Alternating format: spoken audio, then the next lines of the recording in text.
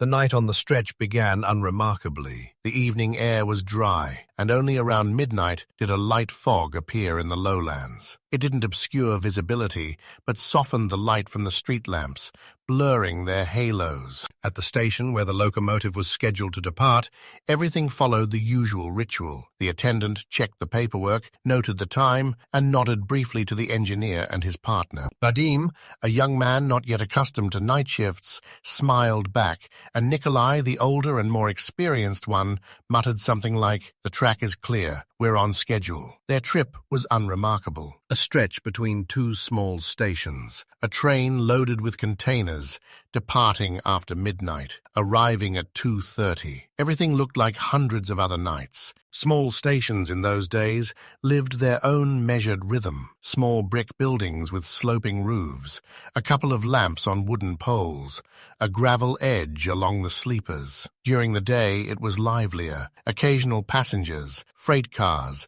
locals coming to pick up parcels. But at night, the station became almost transparent. Only the attendant and the occasional trackman reminded everyone that life goes on. The silence of small stations is always special. It is not empty, but filled with anticipation. Every sound, a footstep, the clang of metal, the crackle of a radio, becomes an event.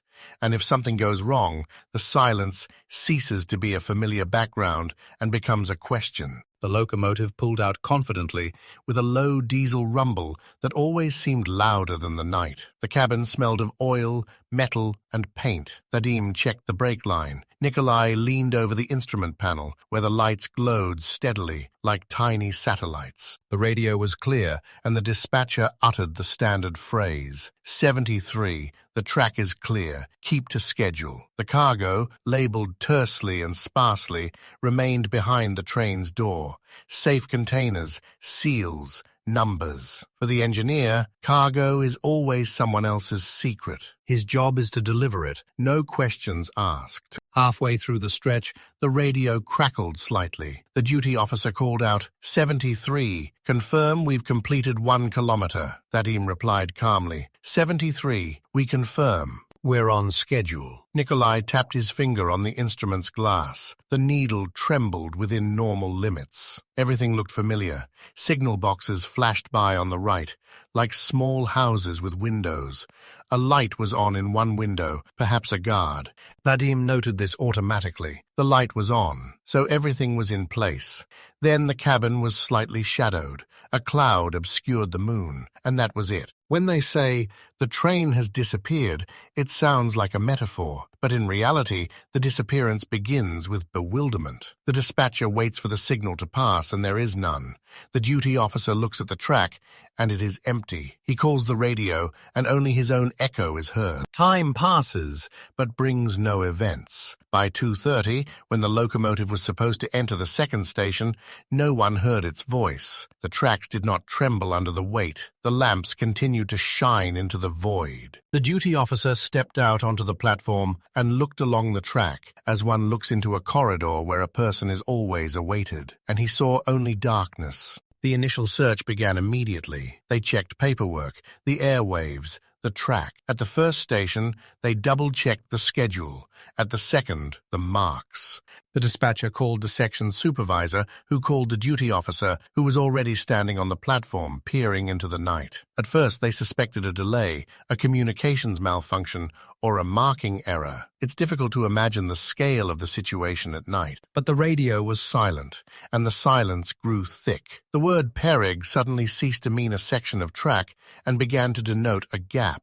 Before dawn, they managed to comb the accessible kilometers.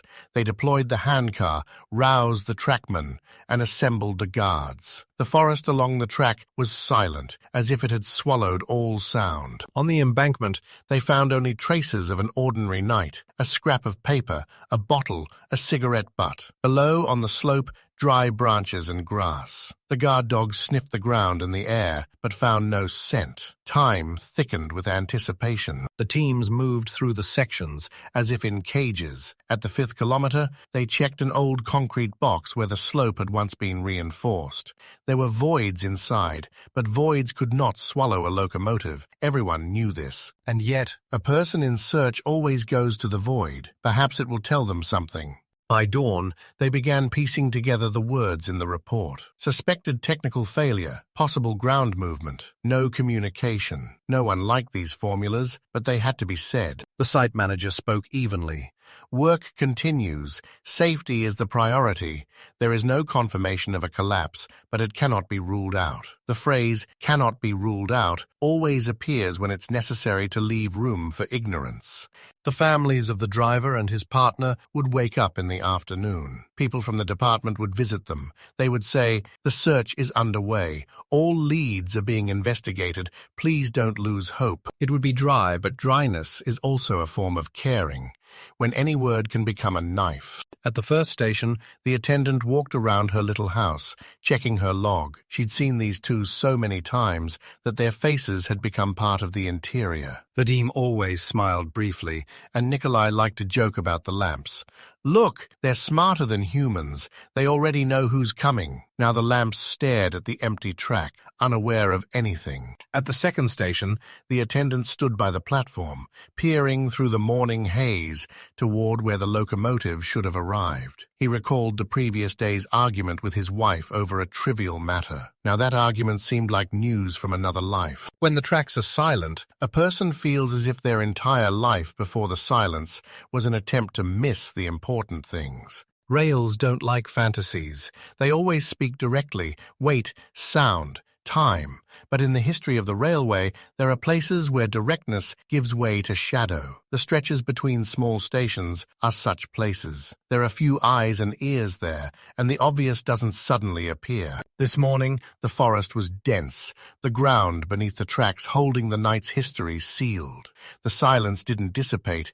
It thickened, as if an answer were within it. Not a confession, not a collapse, but an answer too early to utter. The search continued. Papers were stacked. Words chose the cautious edges. At the 5th booth, the guard found a metal button on the table, as if it had been placed there temporarily. He picked it up and put it back. In big stories, small things often remain. They don't yet know what they will bear witness to. By midday, the report was in. The locomotive had not been found. There was no communication. No collapse had been detected, and work was continuing. On paper, the world strove for meaning. On the track, the world was slow to give up its meaning. Maps hung in the control room, marking inspected sections with red lines. Squares marked inspected appeared slowly, as if the paper itself resisted being filled. The ruler glided across the sheet. The ink lay smoothly, but beyond those neat lines yawned emptiness. Not a single trace of a locomotive, not a single explanation. An old signal lamp stood at the edge of the table. Its yellow light warmed the ink, but offered no answer. The men sat silently, each studying the map as if it held something hidden by the night. By evening, the first rumors began to circulate. One of the track workers said he'd heard a strange rumble in the forest during the night, as if it weren't a train but something else entirely. The guard in the guardhouse insisted he'd seen a light, but couldn't tell whether it was a locomotive spotlight or the reflection of a car's headlights on the dirt road. Rumors multiplied, but none proved to be evidence. The reports contained only dry lines. No contact, no wreckage found. Search continues. The families of the engineer and his partner already knew. Their homes were filled with that special silence that comes when words become useless. The wives sat by the phones, waiting for a call that brought no news. The children looked at the adults and realized that the usual order had been disrupted. In such houses, even the clocks began to tick differently, louder than usual, as if emphasizing the emptiness. By nightfall, the search was over. The trolley returned to the station. The people went home, but no one felt the day was over. The attendant stood on the platform longer than usual, staring into the darkness. She knew. Tomorrow she would have to repeat the same steps again, check the track again, listen to the radio again. But a feeling had already settled in within her that the familiar order had cracked. The second duty officer, the one waiting for the train at the final station, couldn't sleep. He sat by the window and stared at the tracks stretching into the night. He imagined that if he peered long enough, he could see the headlights, hear the roar of a diesel engine. But the night remained empty. He remembered Nikolai always joked that the tracks were the most honest road. They couldn't turn, they couldn't deceive, and now it was precisely this honesty that felt like betrayal. The first folders had already begun to be filed in the archives. On the cover was the date, the names of the engineer and assistant, and the train number. Inside were reports, diagrams, and maps. It all looked as if history had already taken shape, but the shape was deceptive. It concealed something no one could explain. By midnight the next day, the town was already talking about the ghost train. Some claimed to have seen its light in the distance, others to have heard a rumble that faded without coming any closer. A legend began to take shape as soon as the disappearance became a fact. But for those holding papers and maps, the legend was just noise. They knew. A train couldn't disappear, and yet it did. Thus ended the first night of the search. The locomotive was missing, the engineer and his partner hadn't returned, and the cargo was left unclaimed. The wording, presumed technical failure, appeared on the paper. It should have been reassuring, but instead it only underscored the emptiness. A question hung in the air, unanswered, and it was this question that marked the beginning of a story that would live on for decades. Several weeks passed after the locomotive's disappearance, and life at the stations gradually returned to its normal rhythm. Trains continued running, dispatchers marked schedules, duty officers checked tracks, and only in conversations among themselves did people still return to that night. At first, these were dry retellings. Didn't arrive. Communication was lost. Searches yielded nothing. Then, nuances began to appear in these retellings. Someone spoke of a strange light in the forest. Someone of a rumble heard by a guard. Someone else of seeing tracks on the embankment that shouldn't have been there. The official documents remained unchanged. Presumed accident, landslide cannot be ruled out. But this formula didn't stick in people's memories. It sounded too empty, too lifeless. In a small town, any story quickly becomes a shared one. People would meet at the market, in line for bread, at the bus stop, and the conversation would inevitably return to the subject, cautiously at first, then more boldly. What if they decided to run away? Some said. No, that him was too attached to his family, others countered. Perhaps the cargo wasn't what was in the papers, still others whispered. Thus, a legend was born, with everyone adding their own details. The families of the missing lived under particular strain. Nikolai's wife walked to the station almost every day, as if hoping her husband would return on foot, tired but alive. She would sit on a bench by the platform and gaze along the tracks, as if her gaze could pick out a silhouette from the darkness. Vadim's wife, younger, holding a small child, tried to remain composed, but her eyes betrayed her weariness. The clock in her house ticked louder than usual, and every doorbell made her heart beat faster. The newspapers ran short articles.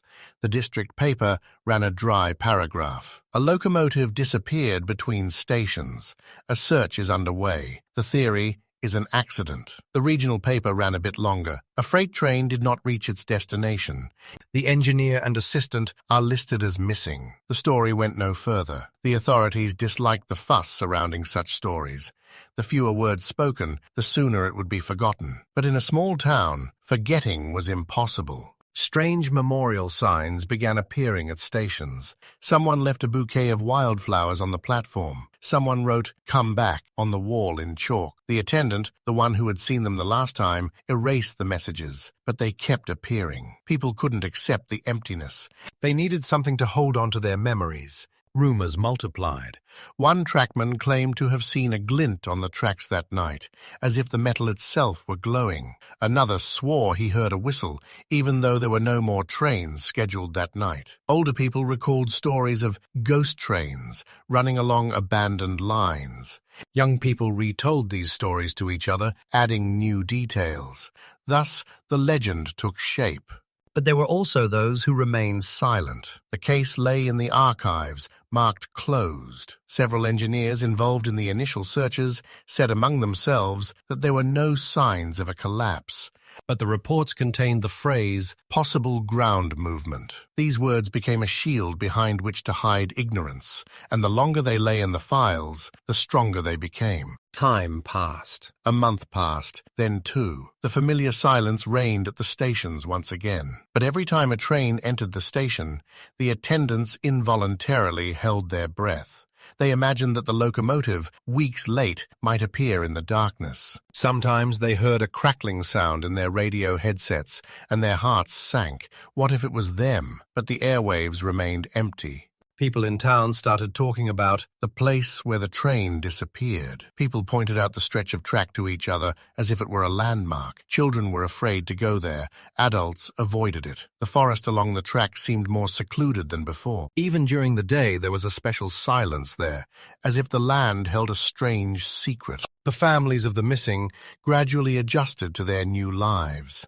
Nikolai's wife stopped going to the station every day, but in the evenings she still went out onto the porch and looked toward the tracks. Vadim's wife got a job to support their child, but a photograph of her husband always lay on the table in her house. These photographs became objects of remembrance, capturing memories. A year later, the case was all but forgotten.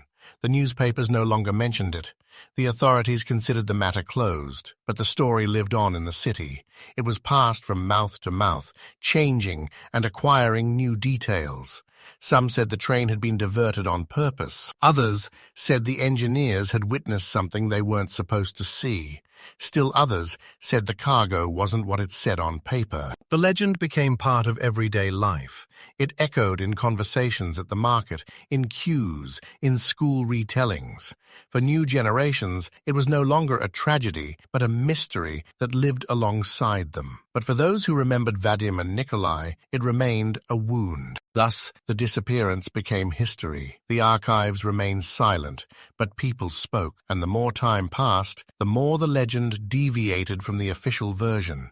It took on a life of its own, like myths in small towns, where every object and every place can become a witness. Yet there remained a void in this legend. No one had seen the locomotive, no one had found the wreckage, no one could explain what had happened. This void became the center of the story, around which words revolved. And it was this void that waited for its time to be filled. Archives always smelled the same, of dust, paper, and time. In the late 1980s, long after the initial search had been abandoned, the missing locomotive file sat on a shelf in the district transport office. The file was thick, but it contained nothing that could explain the disappearance. Protocols, diagrams, maps, statements from duty officers, all of it neatly stacked, but it offered no answer. The papers created a semblance of order, but that order was empty. The reports read, "No debris found, no collapse detected, search yielded no results." The sections that had been inspected were marked with red lines on the diagrams. Squares labeled "inspected" occupied almost the entire section, but these squares were empty. The locomotive had not been found, and that was the main fact no one wanted to say out loud. The engineers involved in the initial search later recalled feeling a strange tension. They walked along the tracks, checked the embankments, peered into the gullies, but it was as if the train had vanished. One of them said, "We looked for wheel tracks, looked for dents in the sleepers, looked for anything, but the tracks were clean, as if no one had ever walked on them." These words were not included in the minutes. The minutes left no room for confusion. The duty officers who waited for the train that night gave testimony. Their words were simple. The train didn't arrive. Communication was lost. There were no signals. They repeated this over and over, and each repetition made their voices drier. Eventually, their words became lines on paper, and the paper became more important than memory. In the city, however, memory lived differently. People told each other stories, and in these stories, the train would disappear into the forest, disappear into the fog, or sink into the ground. No one believed the official version of the collapse. Everyone knew there had been no collapse, but no one could offer an alternative explanation. So the legend grew, and the papers sat in the archives, creating the appearance of completeness. A few years later, the case was reopened, not to seek the truth, but to demonstrate that the work had been done. The report stated, "The search yielded no results. The accident remains the primary theory." These words were repeated like a mantra. They didn't explain, but they closed the door. Sometimes, meetings would be held in the command offices. Men in suits would flip through pages, ask questions, but the answers were always the same. No trace, no wreckage. The train wasn't found. The meetings would end in silence. No one wanted to take responsibility for the lack of an explanation. The families of the missing tried to get the truth. Nikolai's wife wrote letters to various authorities, demanding that the search continue. They responded politely but curtly. "Your request has been reviewed, the work has been completed, and there are no grounds for reopening." These letters were filed away, and over time she stopped opening them. Nadim's wife tried to find witnesses, spoke with railway workers and guards, but everyone just shrugged. No one had seen, no one had heard. Rumors began swirling around the city that the case had been deliberately closed. "They don't want to look because the cargo was special," people whispered at the market. "There was something in there that shouldn't have fallen into the wrong hands," they said in line. These claims were unproven, but they outlasted the official wording. As time passed, the case of the missing locomotive grew stranger. The longer it lay in the archives, the more emptiness it felt. The papers aged, the ink faded, but no new lines appeared. Each page was like a mirror, reflecting an absence. Sometimes young employees, newly arrived at the office, would open the file and be surprised. "How so? The train just disappeared? And that's it?" The older ones would shrug. "It happens. Write it down. Accident." The younger ones didn't believe it, but over time they too got used to it. In a system, the formula is always more important than the question. It seemed to them that there was a trace in the metal that was simply invisible to the naked eye. The forest along the crossing also became part of the legend.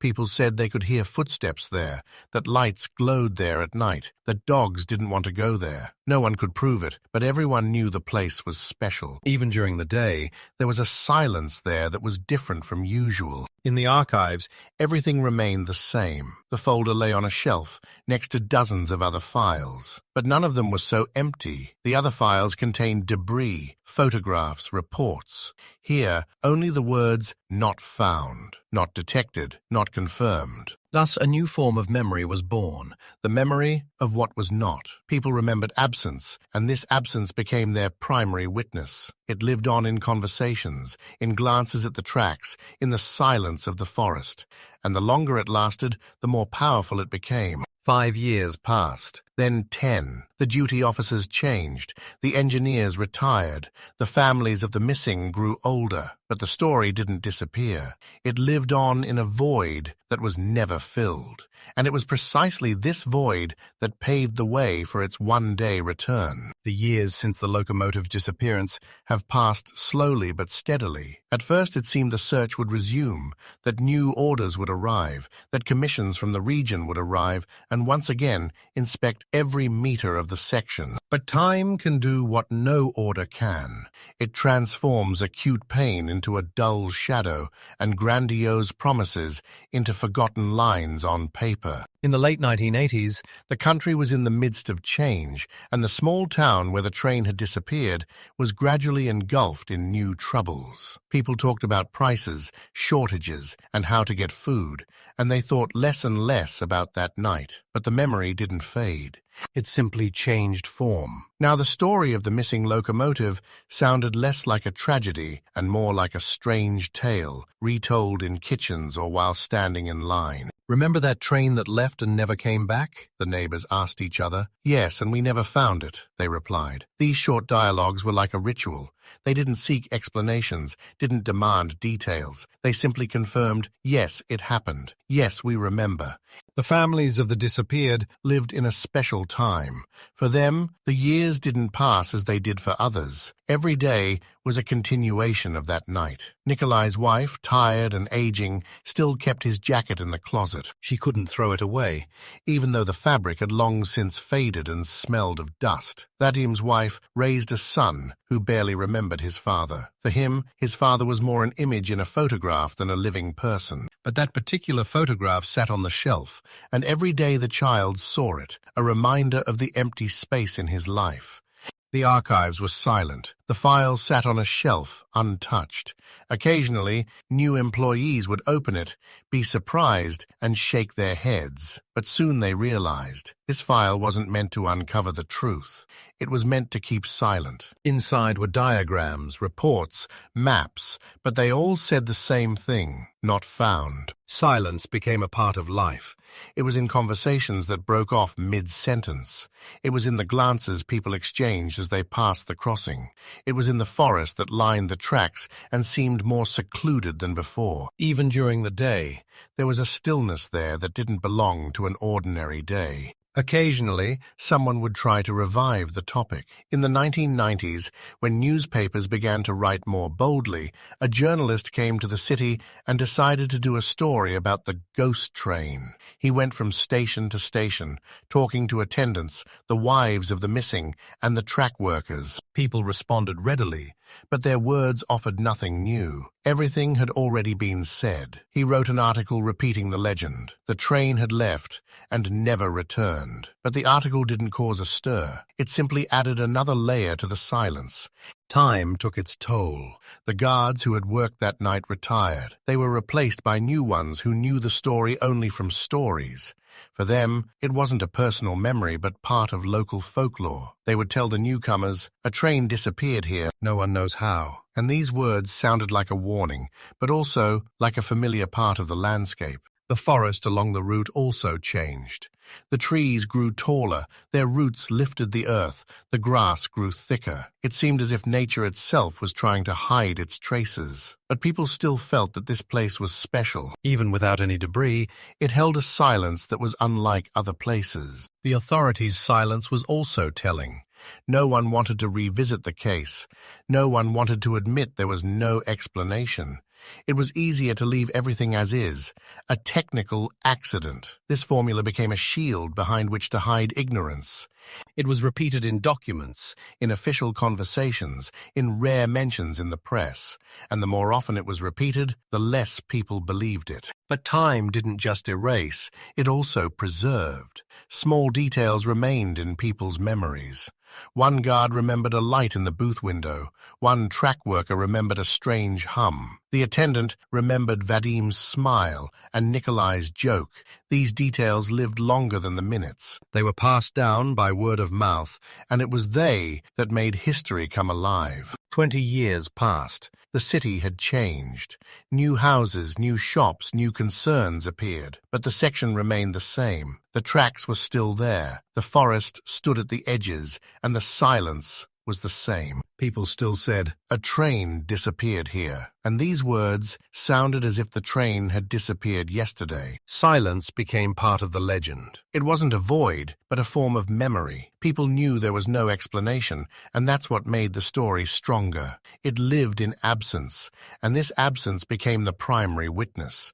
And yet, time prepared the ground for its return. Because nothing disappears completely. Objects can wait. The earth can preserve.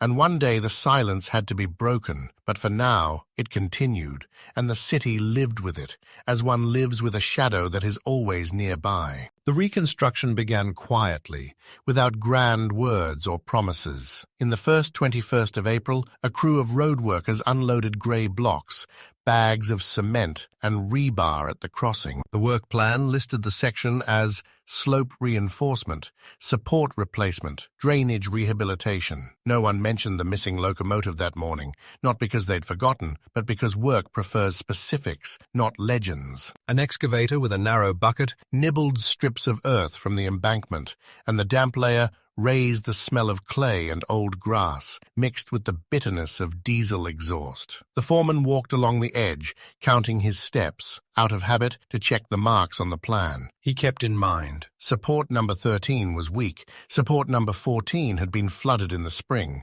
and support number 15 was filled with concrete voids. The 15th became the point of return. The concrete on the 15th pillar looked different. The pour line was like a stamp on an old document, one half smooth and light, the other rougher, slightly darker. The bucket retreated, the jackhammer advanced, and the first dull blow revealed a tongue of water in the concrete. A thin stream flowed down the wall, dragging grey dust in its wake. The workers surrounded the pillar, crumbs of stone and thin tendrils of rebar peering out from under the shield. On the third cut, the jackhammer struck something that didn't sound like stone. A dull recoil ran through the hand. The tool shook. There was something inside that shouldn't make a sound in concrete. They stopped. The foreman, a man of about 50, with that soft voice used to give orders so as not to cause unnecessary noise, crouched down and shone his headlamp. A round edge of metal, slightly darkened and nicked, appeared in the matte grey mass. Not a bolt, not a piece of rebar. The edge was too neat. He called the site engineer. He arrived 20 minutes later, still in his jacket, with a roll of plans under his arm. The air around the support had noticeably cooled. Dampness wafted up from the ground, and the air became denser, as if breathing had to be slower. They cut it out carefully. They drew a square with a chainsaw and hammered it out, stepping back to avoid damaging the unknown. The square fell away. A smell of concrete wafted out, like a damp cellar, and in the niche lay what instantly formed an image, an old signal light. The body was oval, with a metal ring, the glass matte and dusty but intact. The paint had peeled off in patches. It was clear it hadn't been made yesterday or even last year. On the sides were mounting ears, one with a drop of frozen rust that looked like a tiny brown eye. They were silent. At times like these, voices usually become superfluous. The engineer was the first to touch the casing. The metal was cool but not wet. He turned the lantern toward the light, squinting, and read the letters stamped around the perimeter. Sign, F12, below the series, and below that, the year. The year didn't match. The lantern read 1987. The people around exchanged glances. The locomotive had disappeared in 1985. Maybe they installed the lantern later, someone said, and then fell silent. They installed it later and then poured it into the old concrete. According to the diagrams, the pouring of the 15th support had been done in stages, yes, but not after 1985. That lantern shouldn't have been there. The foreman thought about something else. What to do now? He had a simple procedure for such situations. Don't touch it any further. Put up a barrier. Call maintenance. He pulled out his phone, stepped back, and dialed. While he spoke, he asked the workers not to approach. The lantern lay in the niche, like something deliberately hidden in the concrete, like someone hiding a letter in the wall of a house. There was dust on the glass, and a fingerprint from the foreman, which he had unwittingly left, and then, as if sensing the inappropriateness, wiped it away with his sleeve, as if trying to restore the object's sanctity. The technical supervision team arrived in the evening. 3 men, 2 wearing jackets with management insignia, the third silent, with a level gaze and no markings. They didn't introduce themselves, only asking who had seen it first, who had removed the concrete, and who had touched the casing. The foreman answered briefly and to the point. They removed the flashlight, laid it on a tarp, brought a clean rag, and gently wiped the lens. On the top rim, near the mounting eye, they discovered a small screw, ground almost flush, not a factory one. The engineer noted this out loud, not a standard modification. The silent man nodded, as if noting the fact for himself, not for the record. They illuminated the interior. The glass wouldn't open easily. The screw held it in place. They brought a thin screwdriver, and the screw gave way, slowly, with a quiet creaking sound, as if reluctant. When the ring was removed, the glass was folded back, and a familiar smell emanated from the body, like old paper and metal dust. There was no lamp inside. Instead, there was a small container of thin metal, supported by rubber spacers. It was a tight fit, and could only be pulled out with fingers carefully so as not to tear the rubber. The foreman took another step back, feeling his shoulders tighten. The engineer pulled out the container. On the lid were 2 letters, barely legible, as if they were written for private viewing. KM. Below was a number. The sun was setting behind the forest.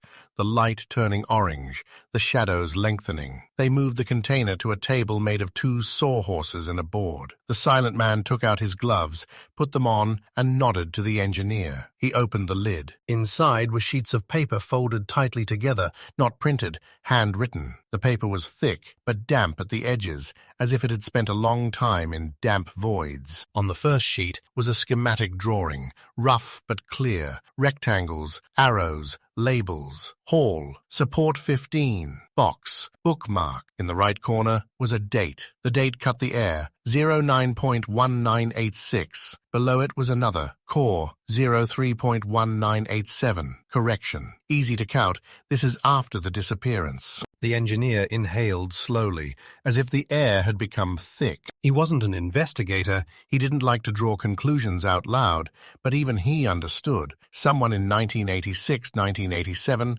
had placed a lantern and container in the 15th support, marked the diagram, left letters that meant nothing, and all this had happened after that night. The silent man flipped through the pages. There were tables that looked like records of operating modes, broken lines with notes next to the numbers, passed, failed, jam. The word jam was repeated several times, under which was the note night. There were no names or titles, only numbers, symbols, and along the edges, someone else's fingerprints had left marks that had long since dried. They took photos, put the papers back, and closed the container. The foreman asked what next. The technical supervisor replied formally, "Seizure for examination, preparation of a report." The silent man added quietly, so that only those standing nearby could hear, "Don't tell anyone else." The foreman nodded. He wasn't one to argue. But this unnecessary had a lot to say, almost the entire city.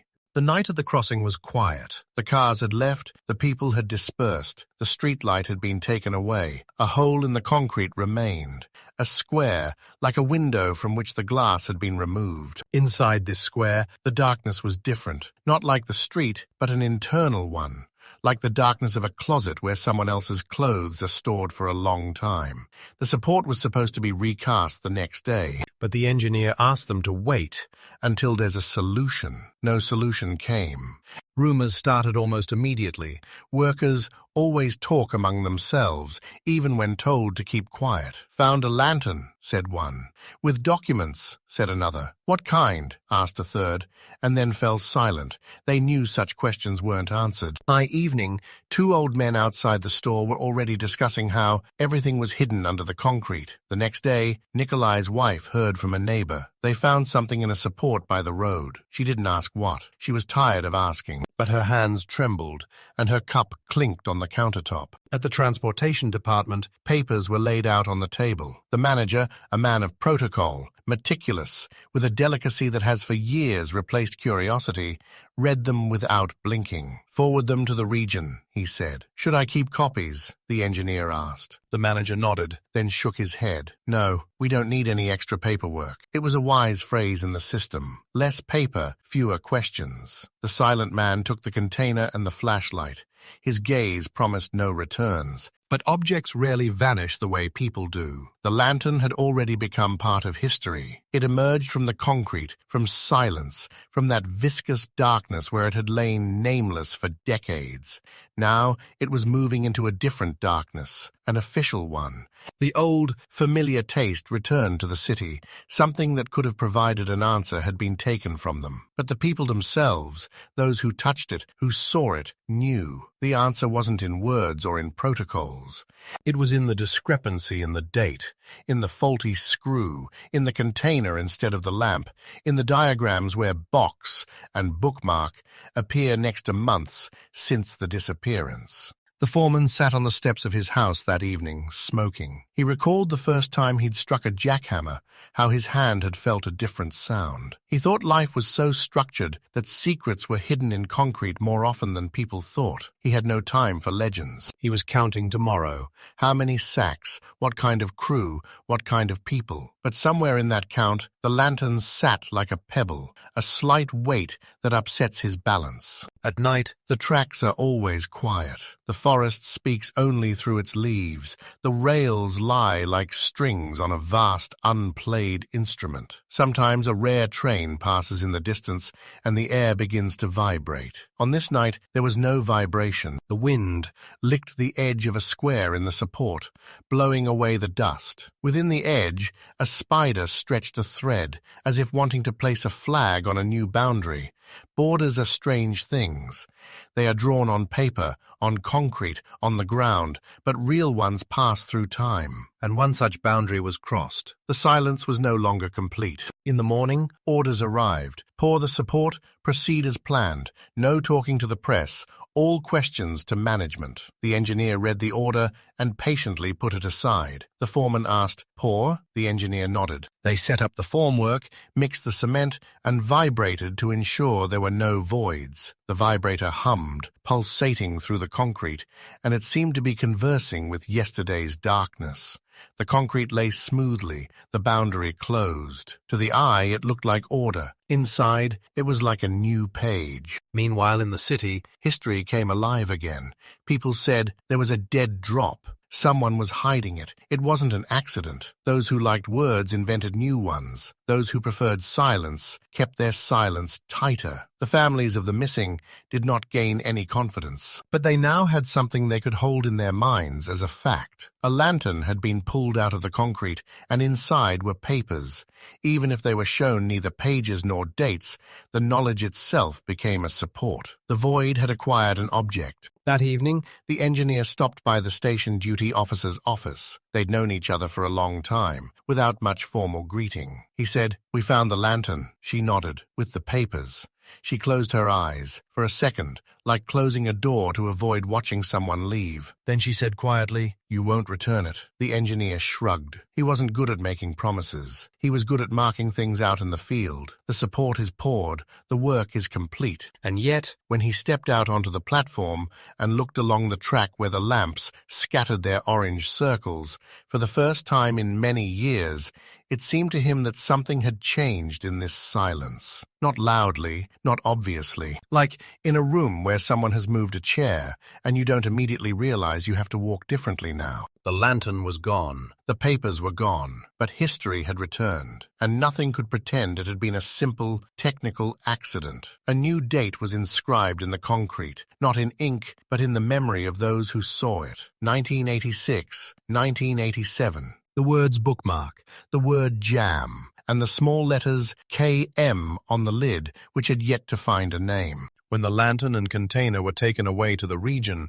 the same silence reigned over the section. Workers continued to reinforce the slopes, pour concrete, and replace sleepers. At first glance, everything had returned to normal. But for those who saw the discovery, normality no longer existed. They knew. The concrete support contained an object that shouldn't have been there, and that object spoke louder than all the reports from 20 years. at the transport office, The papers were laid out on a long table. The container was opened again, this time in the presence of specialists. The papers were dried and carefully straightened.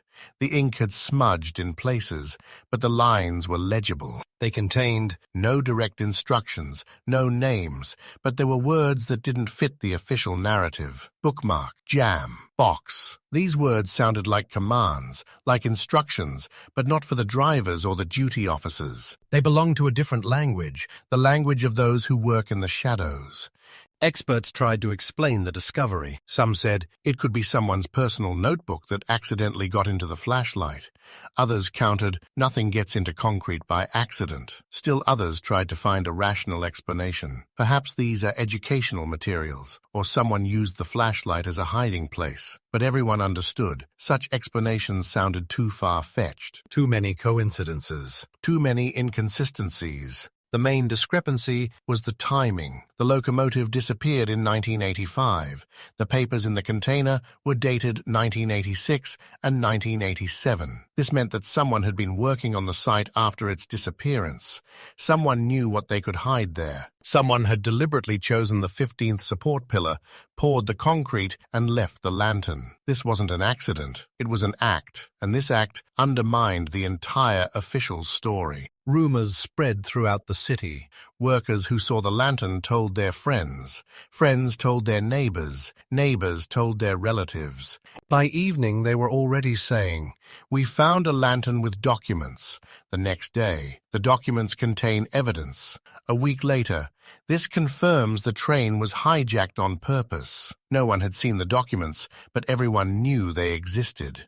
And that was enough to revive the legend with renewed vigor. The families of the missing were the first to hear about the discovery. Nikolai's wife was sitting in the kitchen when a neighbor said, "They say they found a flashlight with papers." She didn't ask what kind of papers. She knew that if there were papers, the truth was closer than ever. But along with hope came fear, because the truth is rarely comforting. Vadim's wife heard about the discovery from her son. He was already an adult, working at a factory. His colleagues told him, and he came home with questions in his eyes. "Mom, maybe now we'll find out." She looked at him and didn't answer, because she knew that finding out would mean reopening the wound. The authorities tried to keep the situation under control. Official statements said, "An object has been found and an examination is underway." Not a word about documents, not a word about dates. But people sensed that if these matters weren't important, no one would have remained so stubbornly silent. Silence became evidence. The less they said officially,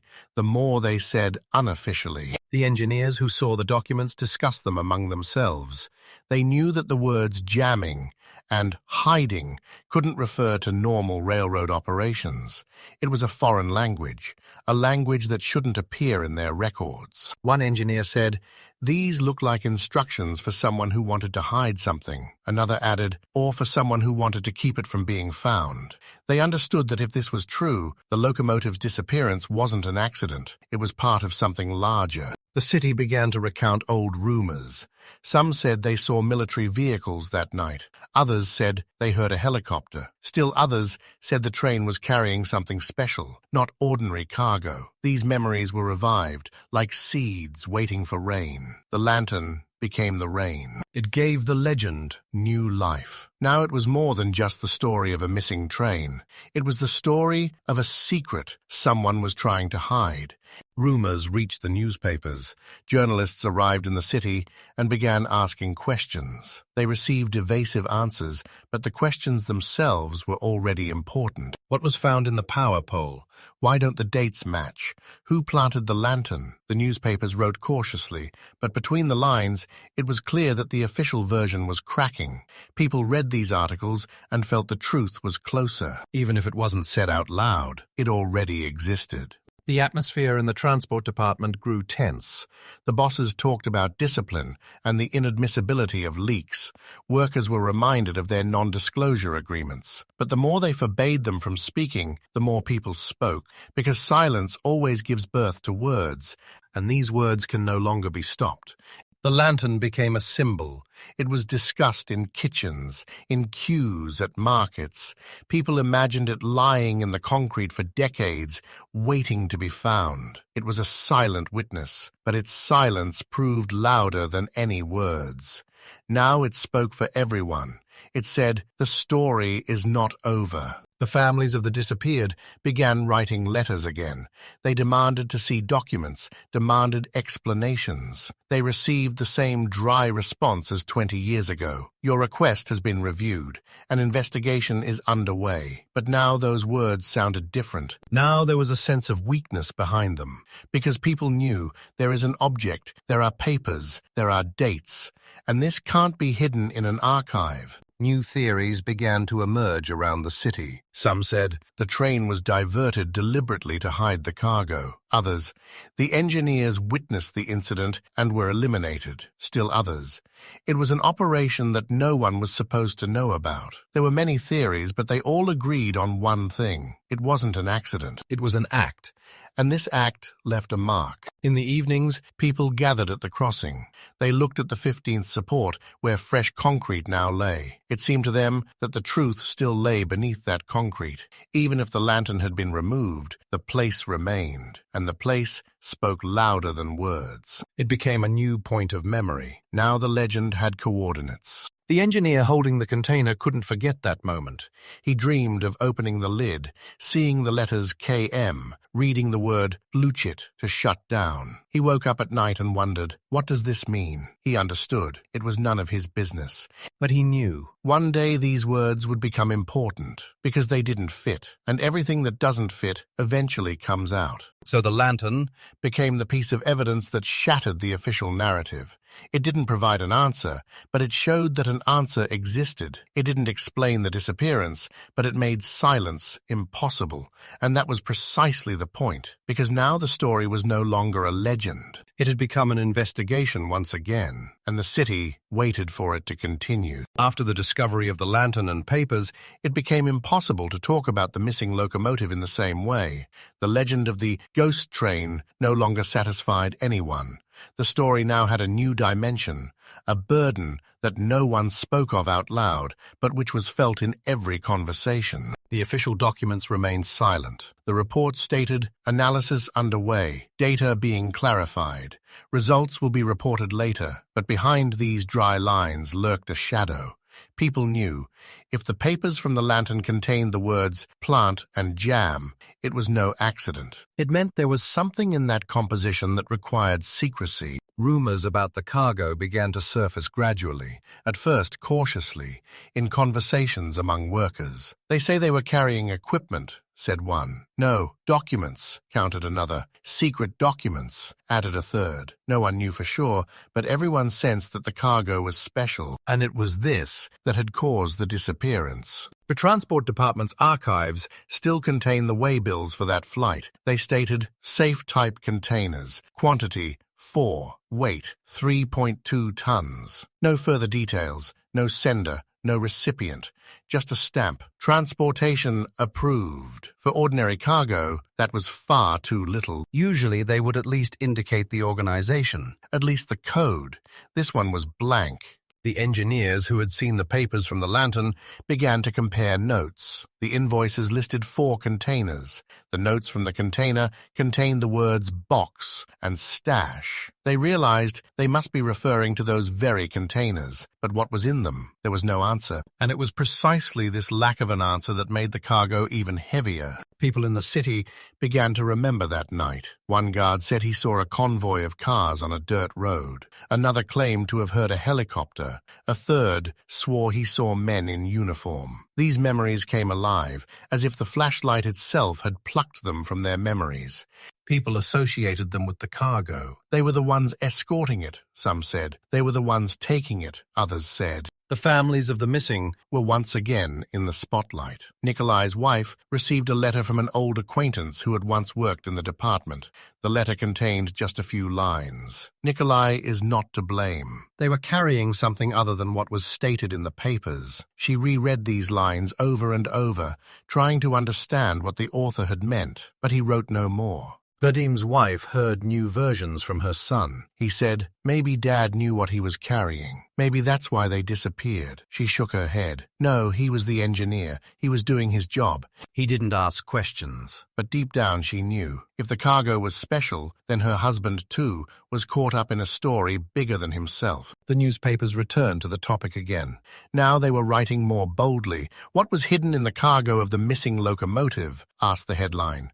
The article talked about invoices, strange wording, and discovered papers. The journalists cautiously hinted. Perhaps they were talking about military supplies. Perhaps about documents that weren't supposed to fall into the wrong hands. Perhaps about something else. The authorities reacted harshly. Newspapers received warnings. Journalists were summoned for conversations. But this only heightened interest. People understood that if the cargo had been ordinary, no one would have forbidden them from speaking. The banns became evidence. Station attendants now looked at trains differently. Every train seemed a mystery to them, every container a potential secret. They knew. The railway had always been a route not only for people but also for freight, and sometimes it was freight that decided fates. The engineers continued discussing the papers. One of them said, the word jamming could mean a radio signal. Another added, or maybe it was about people, about silencing them. The words rang heavy, because if true, the disappearance of the engineer and his assistant was no accident. It was part of a plan. New legends began to emerge in the city. Some said the cargo was linked to chemicals. Others said it was archives to be hidden. Still others said it was gold. Each version reflected people's fears and hopes. But they all agreed on one thing: the cargo was the cause. The families of the missing lived with this knowledge as if it were a stone. They understood. Their loved ones were victims not of an accident, but of someone else's secret. This made the pain more acute, because an accident is an accident, and a secret is someone else's will. In the evenings, people gathered at the crossing. They looked at the 15th support where they had found the lantern. They believed that this was where the truth lay. They said, "This is where it all began." And these words carried more faith than any official report. The lantern became a symbol of the cargo.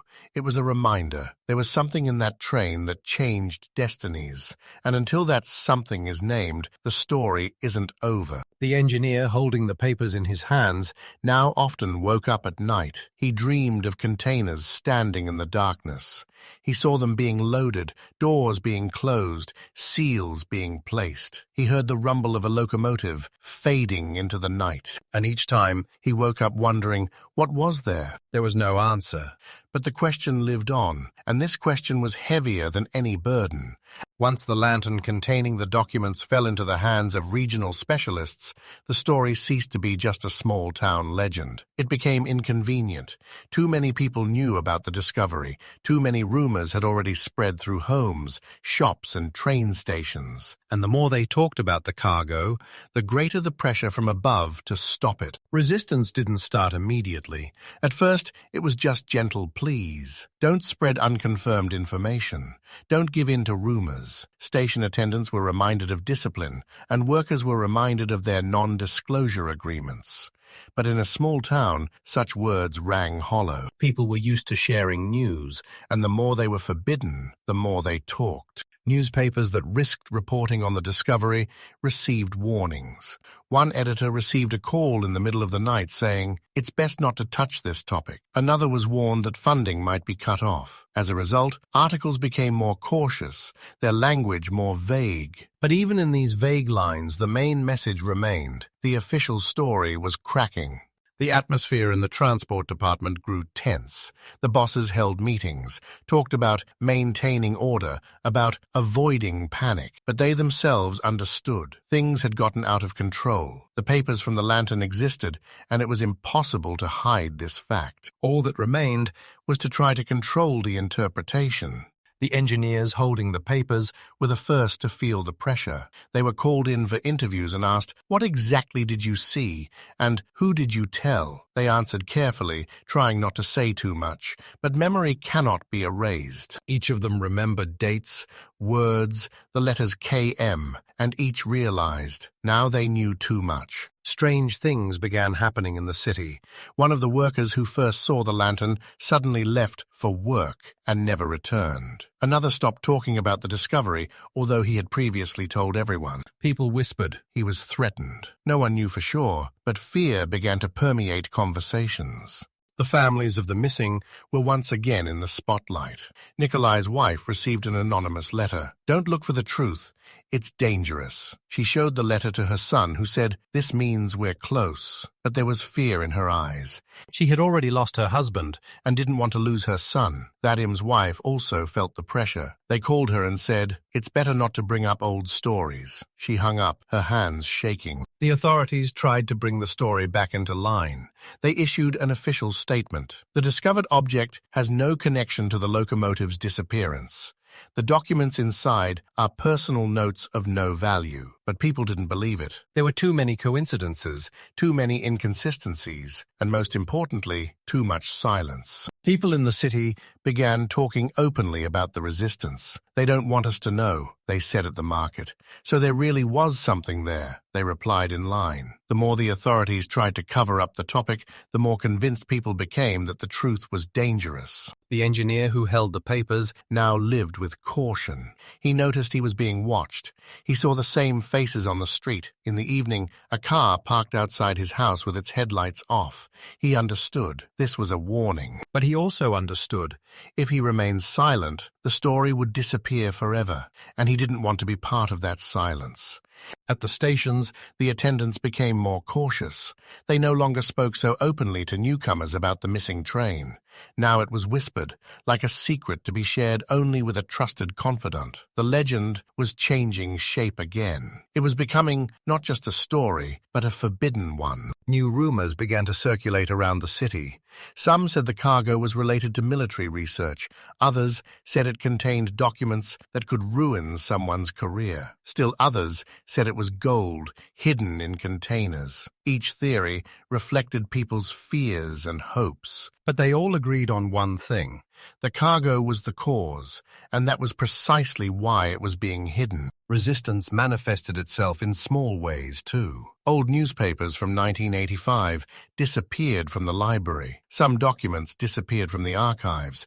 People noticed this and said, "They're cleaning up the traces." But traces cannot be completely erased. People's memories remained. The families of the disappeared continued their fight. They wrote letters demanding meetings with officials.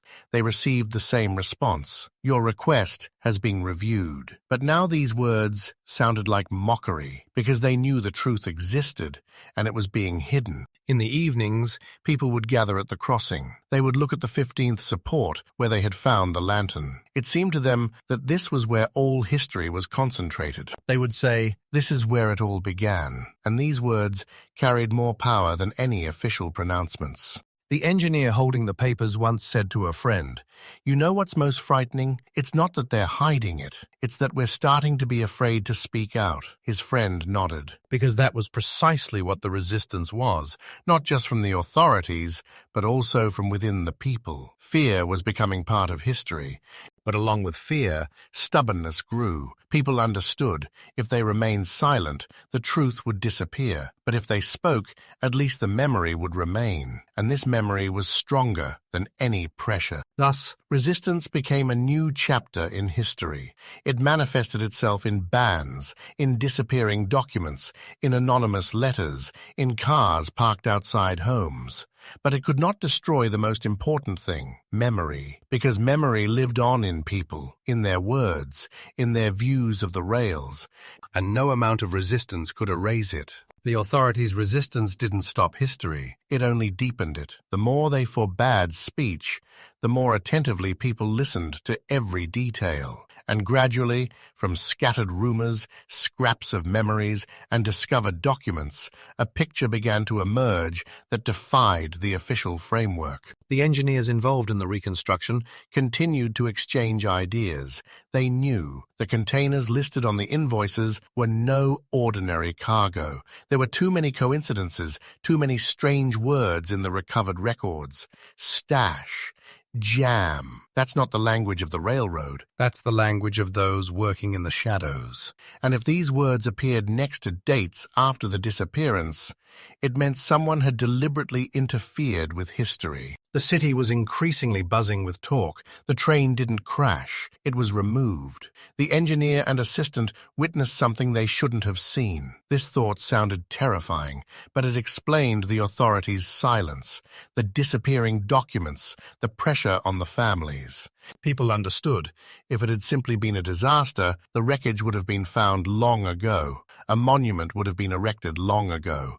But instead, there was emptiness and fear. The families of the missing lived with this knowledge as if it were a heavy burden. Nikolai's wife had given up hope of her husband's return, but now she was tormented by another question. Why did he die? Why was he forced to disappear? The dean's wife looked at her grown son and thought, he must know the truth, even if it is more terrifying than any legend.